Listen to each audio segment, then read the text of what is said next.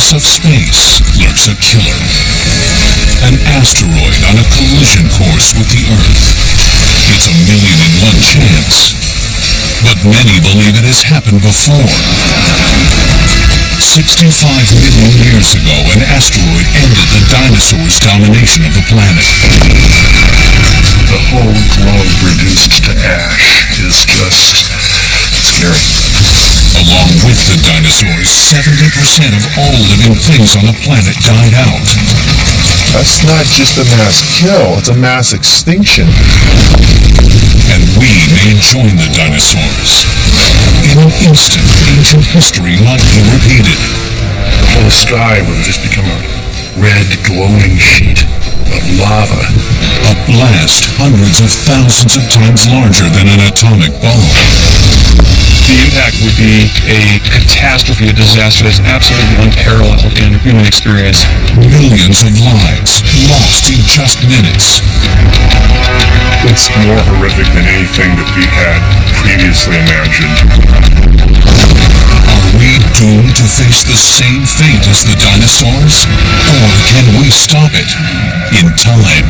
There is the ultimate threat of having our species extinguished by a huge monster asteroid coming in and hitting us.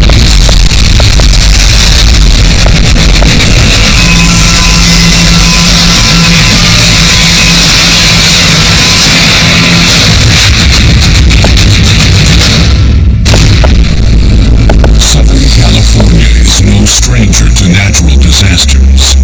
The area's 20 million residents have endured earthquakes, mudslides, and firestorms. But the deadliest threat may come from the sky. Although its arrival would be no surprise, there would be nowhere to run. Los Angeles would be transformed from a city into a bullseye. It's like a mountain running into the earth at the speed of a bullet. The impact is larger than 1,000 Hiroshimas. It's going to be a gigantic explosion and blindingly brilliant and far brighter than the sun. The ensuing firestorm incinerates everything within a 100-mile radius. The massive pressures generate 300-mile-per-hour winds, flattening what's left. And the devastation continues. All kinds of debris would fall on you, like being in Pompeii. In 60 seconds, Beverly Hills, Los Angeles, Malibu are gone. Then the final assault. Monstrous tsunamis more than 500 feet high rampage across the Pacific. Tsunami waves would propagate up and down the coast, all the way to the tip of Baja, to Alaska, and bigger than any waves known to man so far. By the time it's over, millions up and down the west coast of America have been killed. The impact would be a catastrophe, a disaster that's absolutely unparalleled in human experience. We are living on borrowed time. This is what we can expect from an asteroid impact, if our luck doesn't hold out. We're gradually appreciating the fact that the Earth does take hits fairly frequently. At the moment, there are 180 known impact craters etched into the surface of the Earth.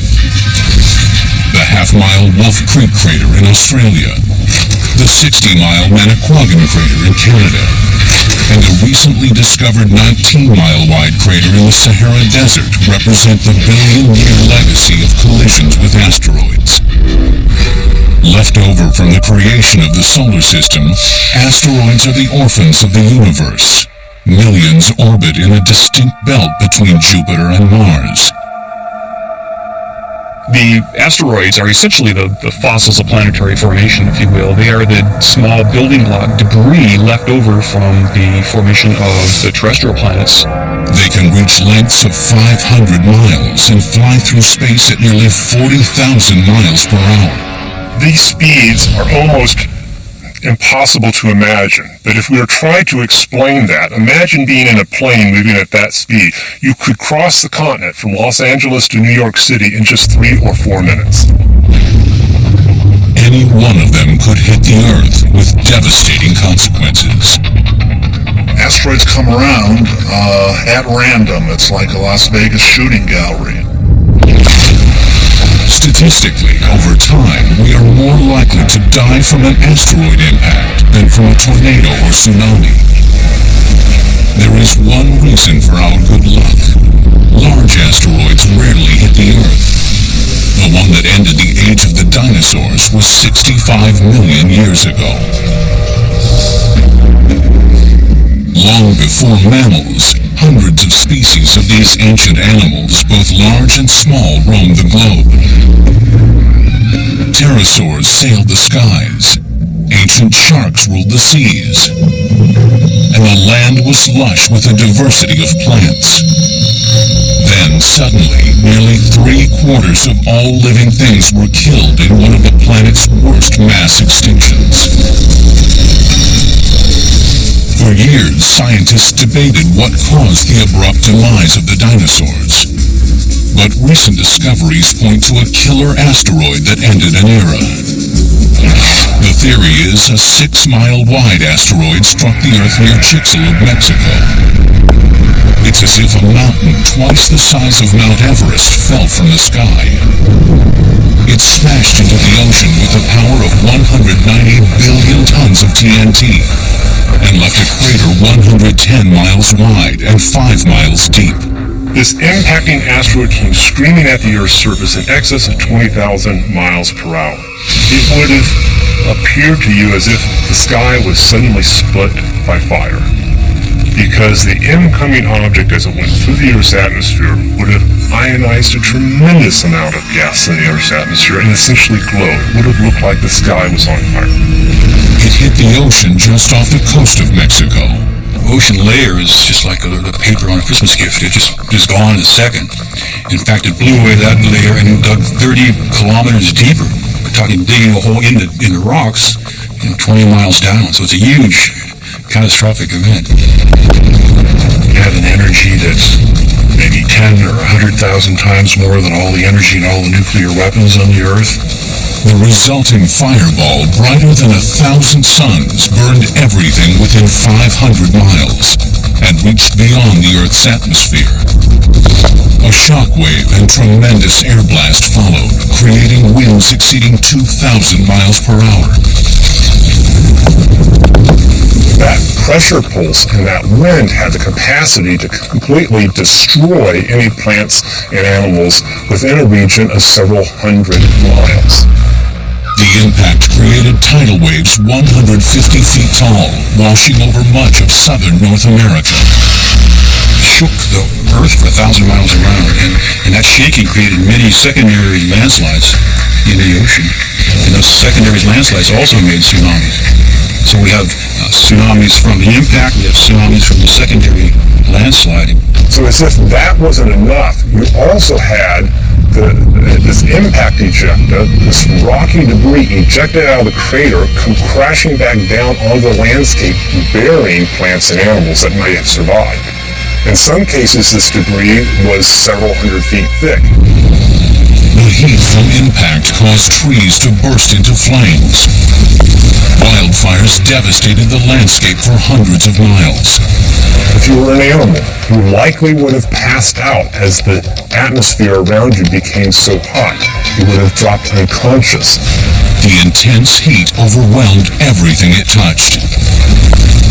Now, as bad as this seems, as destructive as it would have been to the local Gulf of Mexico region, devastating one, it's not responsible for the mass extinction event that occurred 65 million years ago. It wasn't the explosion itself that wiped out all the dinosaurs. This was a global catastrophe. A catastrophe at a level we haven't seen in the last 200 million years. The initial devastation was limited to 600 miles from the blast zone.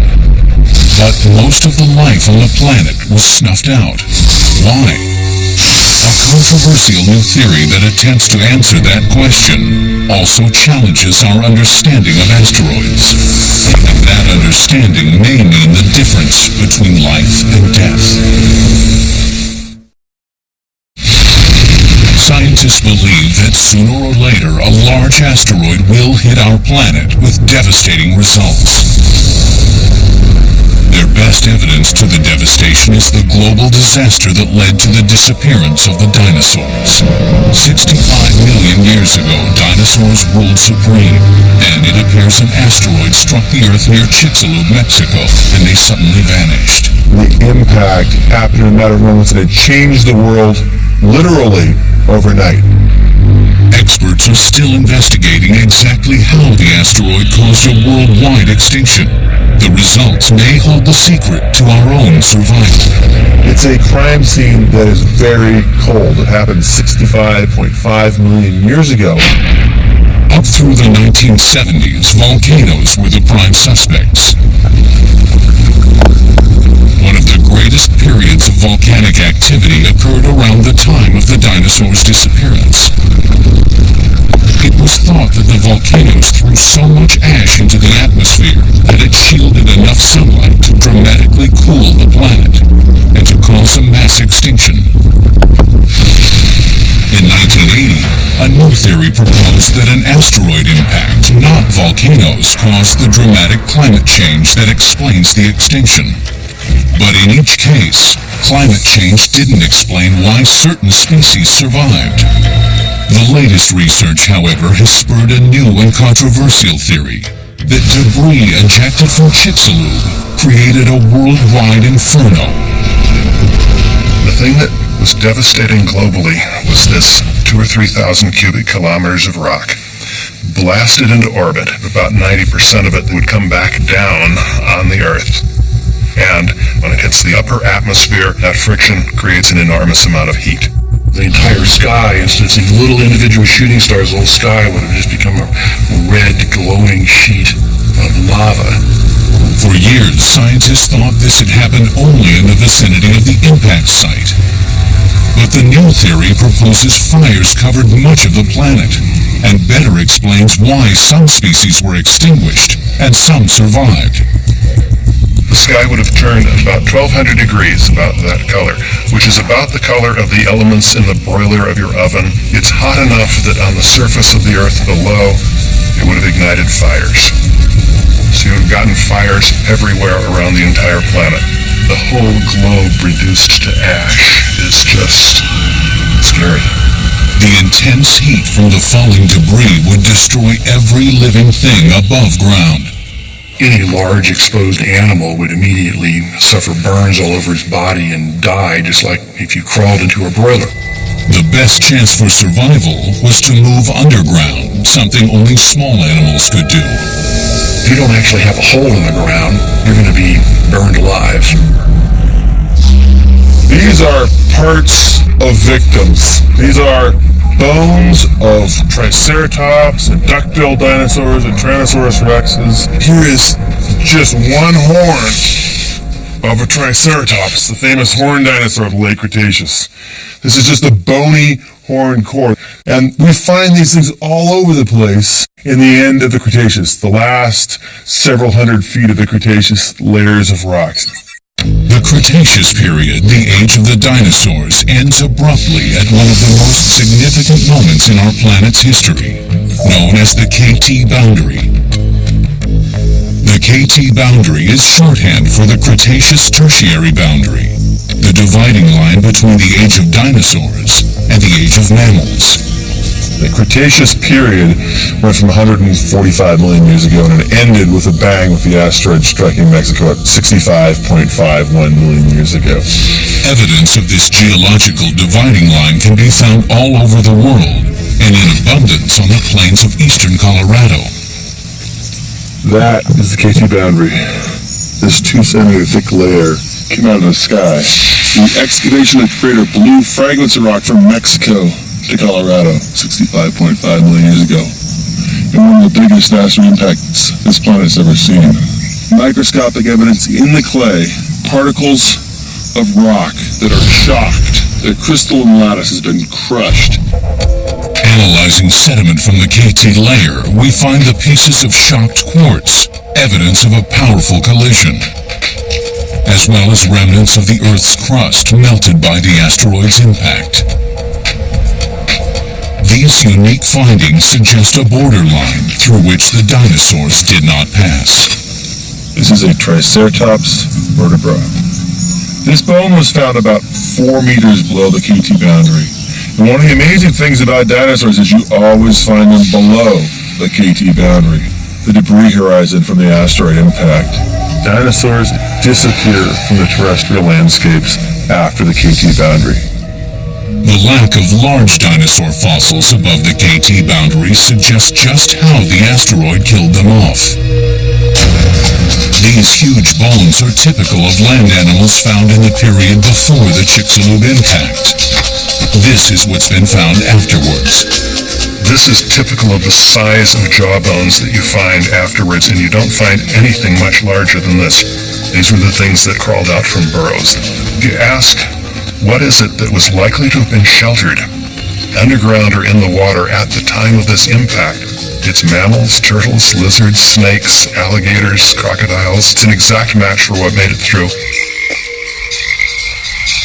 Additional fossil evidence suggests large land animals were not the only ones struggling to survive at the KT boundary. You always hear about the dinosaurs. Big deal about the dinosaurs. The real cool stuff are the plants. Almost everything in these cabinets are plants that went extinct at the end of the Cretaceous period. Where before the KT boundary there had been 50 or 70 species of plants growing here, and a site like this, which is only a few meters above the KT boundary, or only a few tens of thousands of years after the event, we're only finding 5 to 8 species. That's not just a mass kill, it's a mass extinction. Like the animals that survived the asteroid's impact, the plants that endured past the KT boundary were protected from the heat.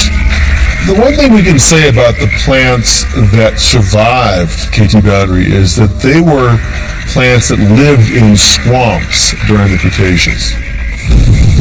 But millions of species of sea animals and plants were also killed, despite being protected from the heat by the ocean. Why? To complete that part of the puzzle, scientists point to more recent disasters.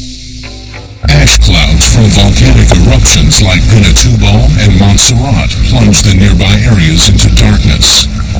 The Chicxulub impact likely had the same effect, but on a much larger scale.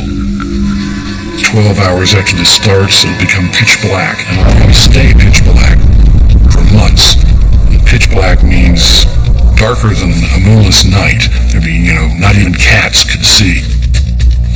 The cloud of debris would have reached the upper atmosphere, spread around the globe, blocking sunlight from the Earth's surface. This type of asteroid would have contained several weight percent sulfur. That sulfur, when vaporized and deposited in the Earth's atmosphere, would form what we call sulfate aerosols. These aerosols would have heated the upper atmosphere of the Earth while causing cooling at the surface of the Earth.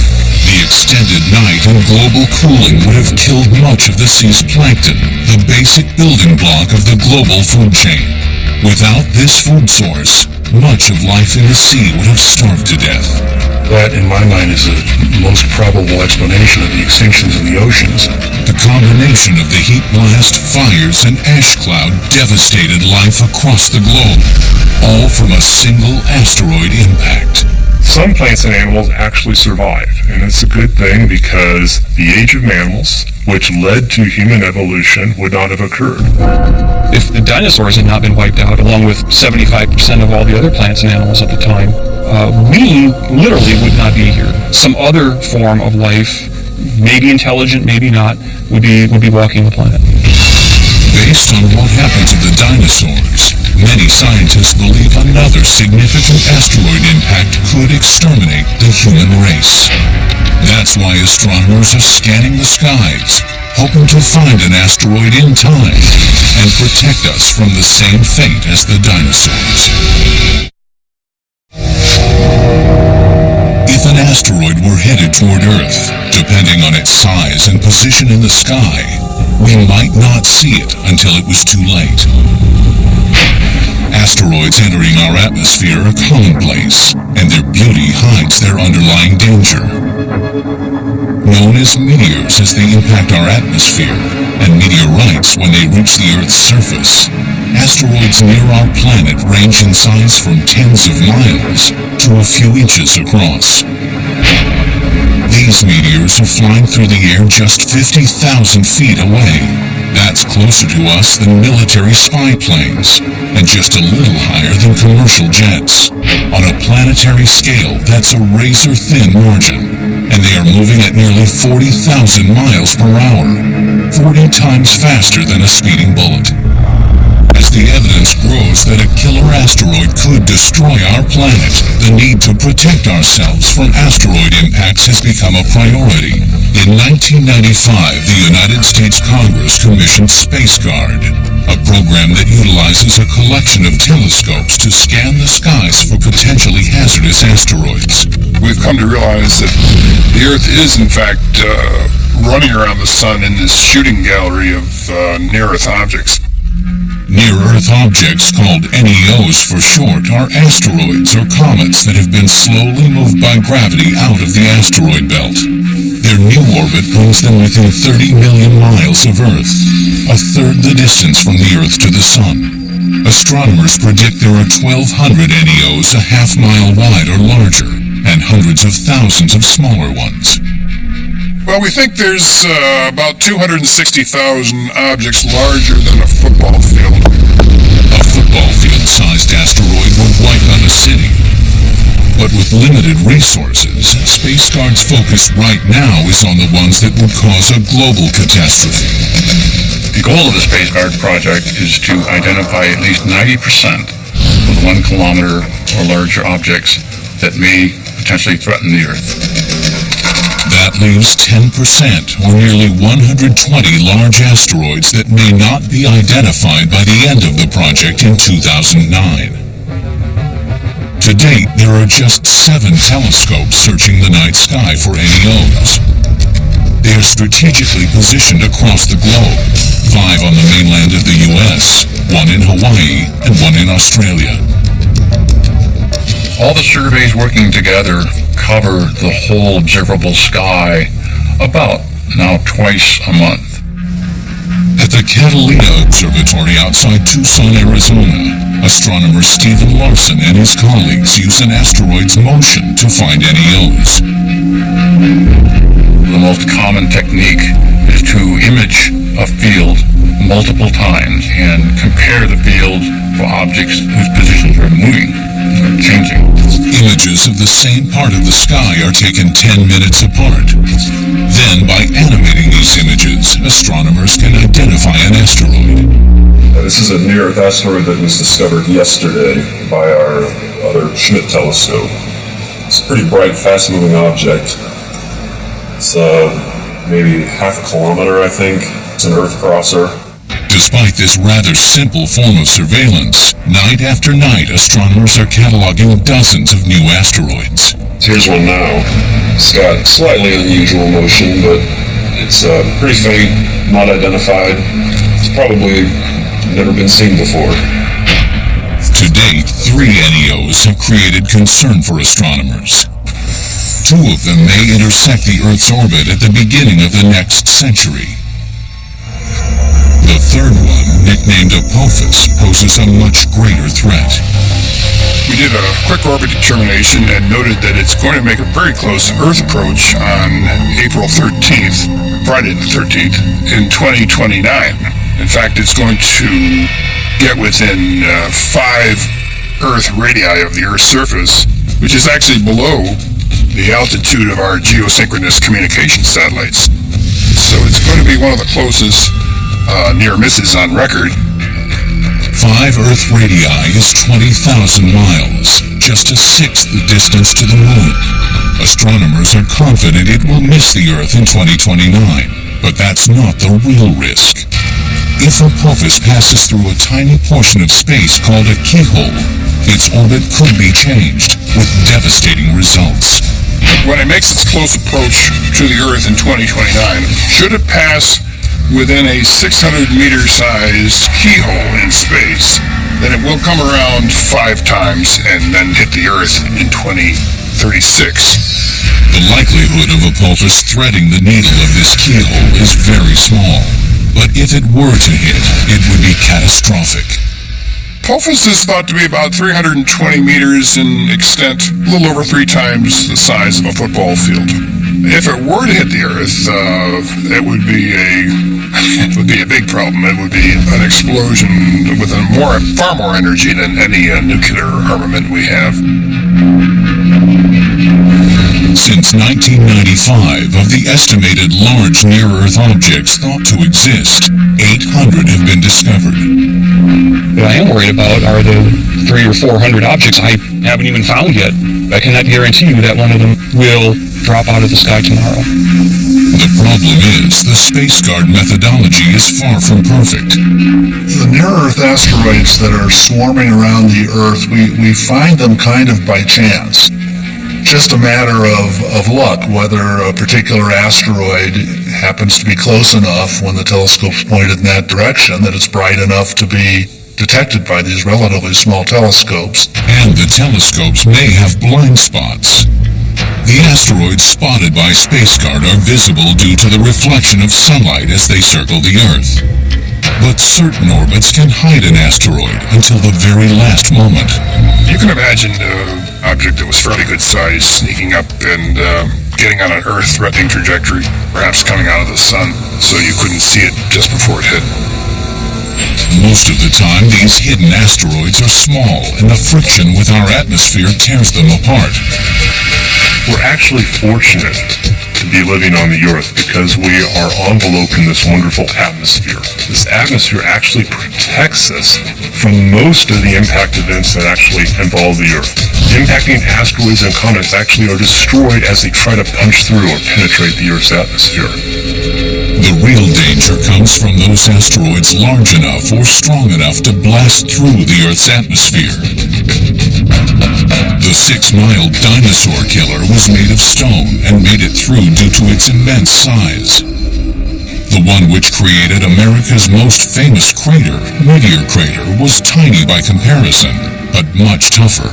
This is the world's best preserved, most pristine impact site. It's an immense crater, a 3/4 of a mile, stretching from rim to rim. An iron asteroid, 10 to 50 yards across, came hurtling out of the sky.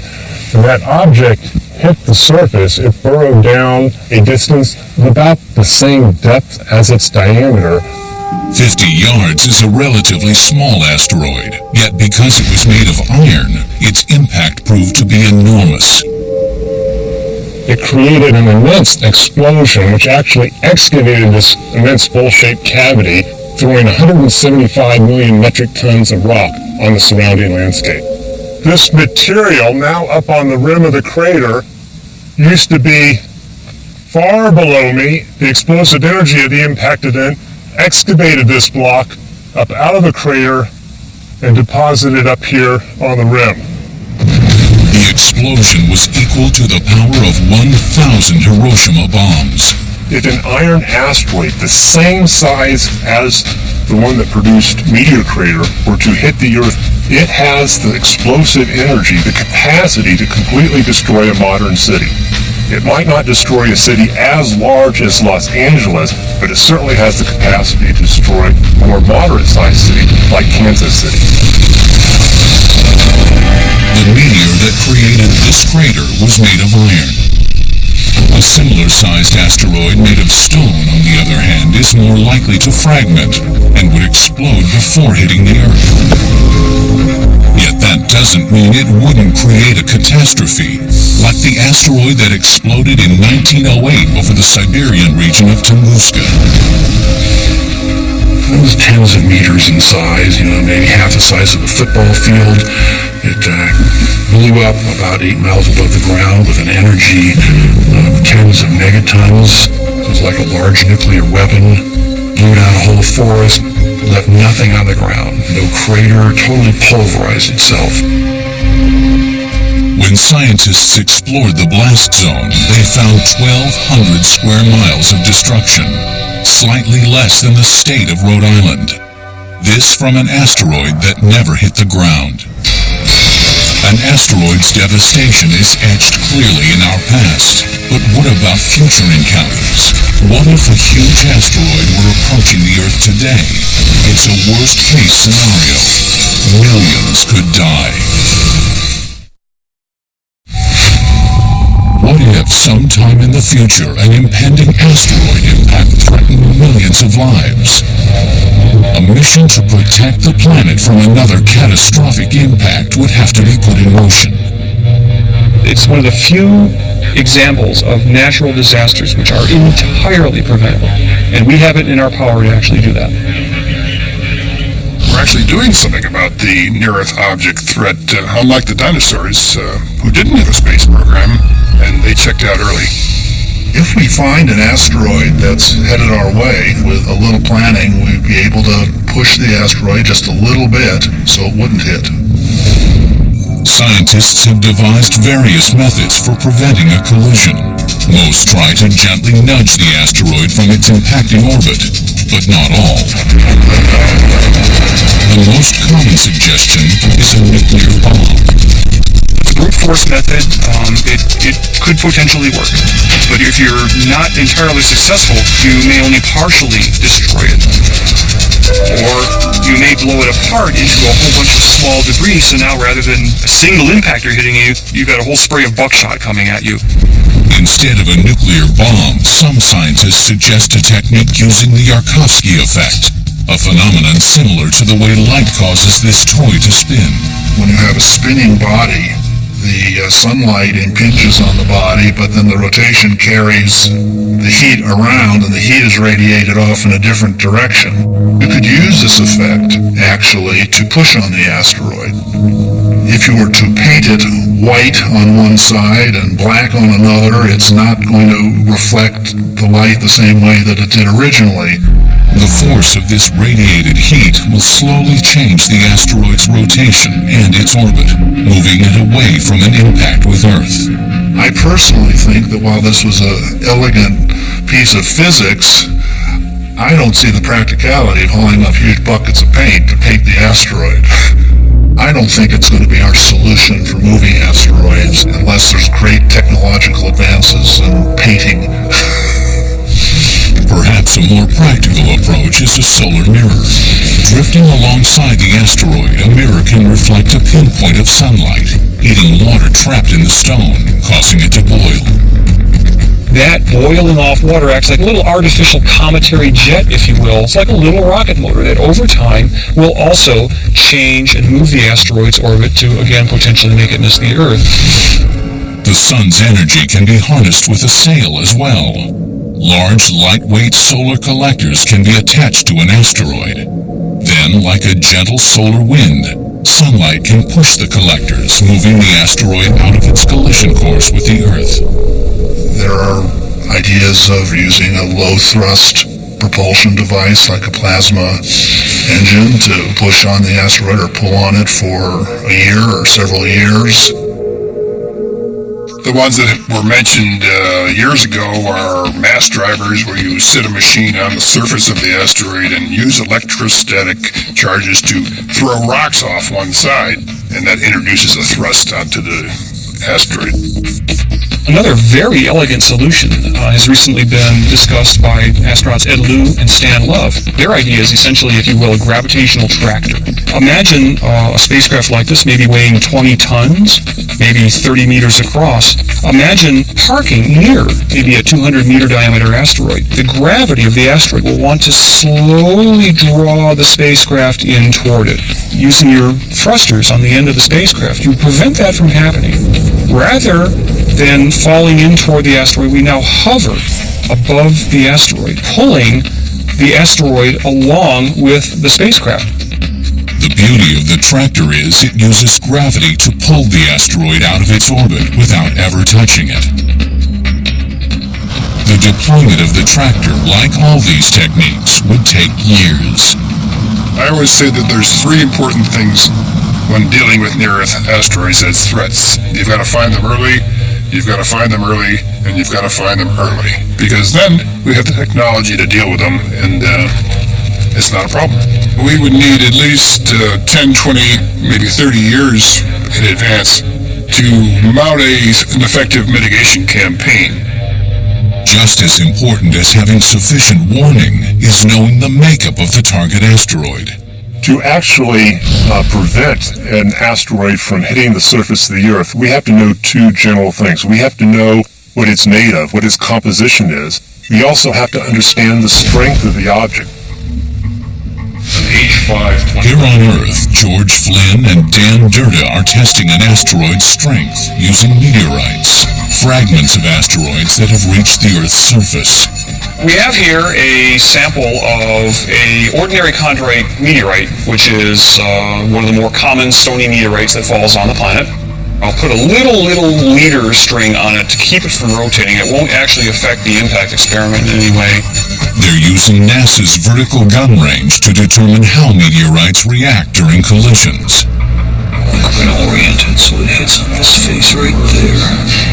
In this vacuum chamber, tiny metallic pellets are shot at meteorite targets at 1,100 miles per hour. The scattering of impact debris is measured, and the data is used to determine the strength of the rock. The preliminary results prove these rocky asteroids to be about twice as strong as volcanic rocks on Earth.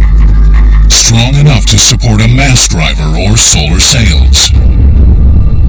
5, 4... To study asteroids firsthand in space, the U.S. launched the probe called NEAR. We have liftoff from the Delta rocket carrying the nearest spacecraft bound for the asteroid Eros. In 1999, after a 3-year journey, NEAR rendezvoused with a 21-mile-long asteroid named Eros, giving us our first close-up look at an asteroid. It was made of solid rock, similar to the ones used in the collision experiments, and covered with a thin layer of dust. These were the results scientists expected. But then, in 2006, the Japanese probe Hayabusa rendezvoused with a small nearby asteroid called Itokawa. The results were startling. Hayabusa raised more questions than it answered. We thought small asteroids would be fairly smooth. They wouldn't have much in terms of surface rubble, or regolith as we call it. Well, that turned out to be all wrong. When we got there, the spacecraft showed images of the surface at high resolution, highest resolution we've had on any asteroid to date. And it's extremely rocky surface. The surface is covered with loose, rubbly material. There was no obvious impact craters. Hayabusa has forced astronomers to rethink their plans to deflect an incoming asteroid. Other than the gravity tractor, many of the proposed techniques would not work on a rubble pile like Itokawa. Mother Nature has a way of pulling the rug out from under our best theories and say, back to the drawing board, boys. It appears each asteroid, depending on its composition, will require its own mitigation technique, and all will demand plenty of advanced warning. But if time were short, there'd likely be no way to prevent a catastrophic impact. The only recourse is to begin massive evacuations, build shelters, ration food and water, and stockpile meat and grains. Then, hope it's enough when the moment of impact arrives. Now, using historical records and the latest in computer technology, you will witness the living hell when a killer asteroid strikes.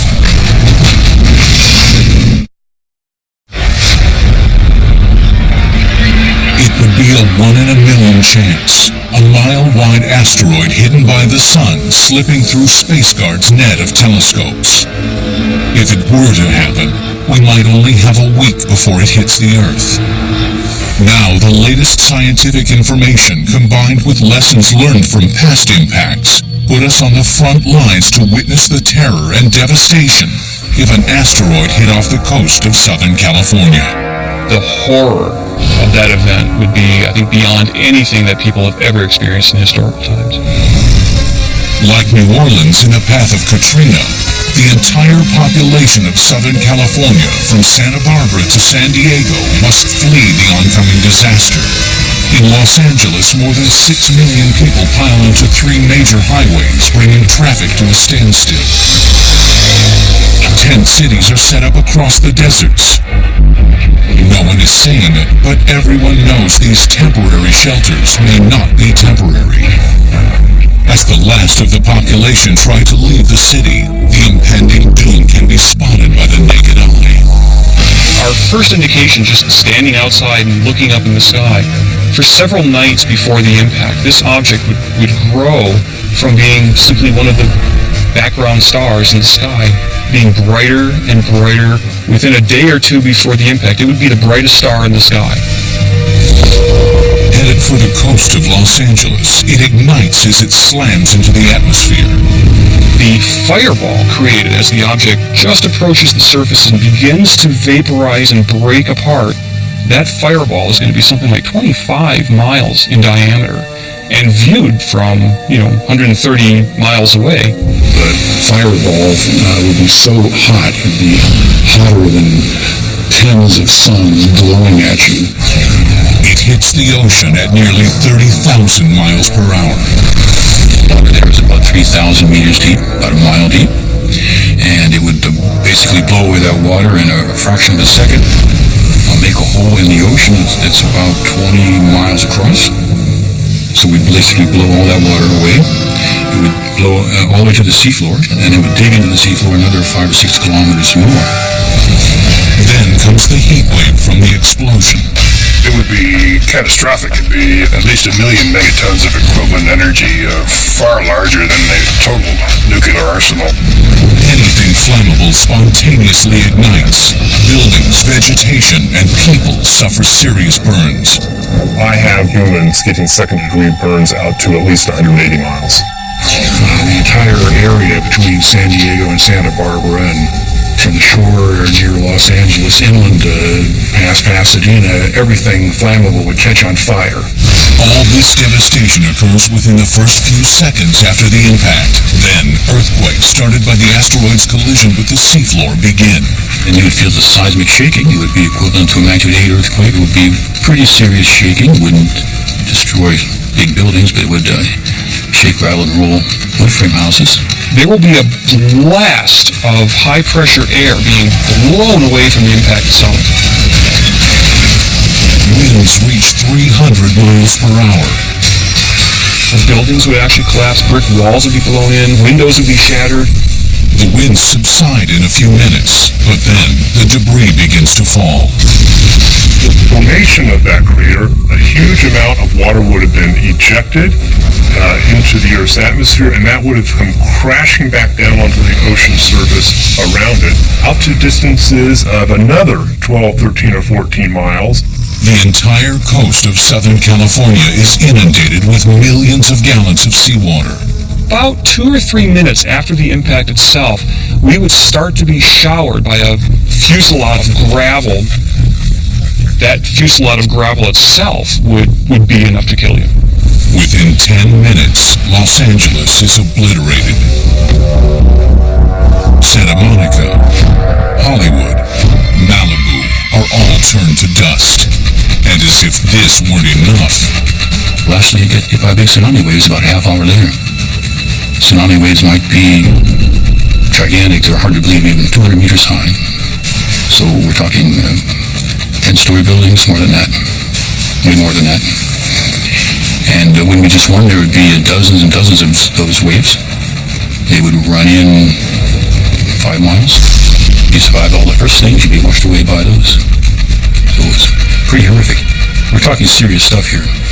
And the Indonesian tsunami made waves in the middle of the ocean of about a meter. We're talking waves in the middle of the ocean of 200 meters or so. It would be really quite huge. And these tsunamis reach every corner of the Pacific, 150 feet high as they hit Hawaii, 90 feet in Japan. Then the largest forest fire in California history begins. The Chicxulub impact tells us that smaller debris fall back to Earth, raising the atmospheric temperatures, turning it into an oven. Within minutes, the skies over Southern California turn red with burning debris, igniting fires across the landscape. Soon, most of Southern California is ablaze. Prevailing winds push the burning embers of what was Los Angeles toward the east, starting fires in Utah, Arizona, and north to Oregon. And like the dinosaur killer, a huge cloud of sulfur combines with the smoke of the fires and moves across the western hemisphere, darkening the sky into a perpetual dusk. The temperature begins to fall as little sunlight reaches the ground. A continental nuclear winter has begun. That has the capacity to dramatically alter agriculture, and agriculture, in fact, would have suffered for several years. If people half a world away think they are safe from the impact, they are wrong. The cloud of ash reduces temperatures across the continent, bringing frosts in July, killing off crops in America's Midwest, the world's breadbasket. Without this essential food supply, a global starvation ensues for years to come. People may survive in one part of the world, but if people in large swaths of the Earth's surface do not have food, civilization can begin to break down. That is probably the most important effect of an impact event of this sort. And given that the planet has, over 5 billion people, the loss of 1 million people or 2 million people seems actually rather low to me. It would be millions, if not hundreds of millions of people. Hundreds of millions of people. One cosmic event. A single moment in time. It will take years for the debris cloud to disappear and the climate to recover. The human race will suffer unimaginable horrors, but will not be extinguished. Unlike the dinosaurs, our sheer numbers and technological capabilities may help us avoid their fate. Luckily, the chances of an asteroid threatening our planet are quite small. Yet, with the stakes so high, stronger telescopes and innovative research are essential to guarantee our survival of this mega disaster.